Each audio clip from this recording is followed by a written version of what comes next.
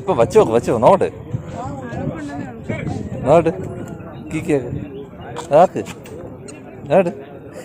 അപ്പോൾ നമ്മൾ പൊന്മുടിയുടെ മുകളിലേക്ക് എത്തിയിട്ടുണ്ട് കേട്ടോ. നിറയെ ആൾക്കാരാണ്, പാർക്കിംഗ് ഒക്കെ ഫുള്ളാണ്. പല സ്ഥലത്തു നിന്നും ആൾക്കാർ ഈ ഞായറാഴ്ച അടിച്ചു പൊളിക്കാൻ വേണ്ടിയിട്ട് നമ്മുടെ പൊന്മുടിയുടെ മുകളിലേക്ക് എത്തിയിട്ടുണ്ട് കേട്ടോ.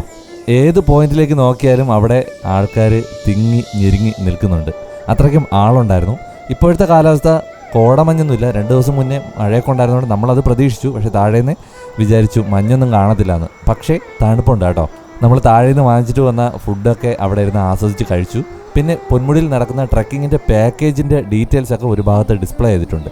ഇന്നത്തെ ദിവസം നമ്മൾ ഏത് സൈഡിൽ നിന്ന് നോക്കിയാലും നല്ല തെളിഞ്ഞ കാലാവസ്ഥയാണ്. അതുകൊണ്ട് നമുക്ക് വ്യൂകളൊക്കെ അടിപൊളിയായിട്ട് കാണാൻ പറ്റും കേട്ടോ.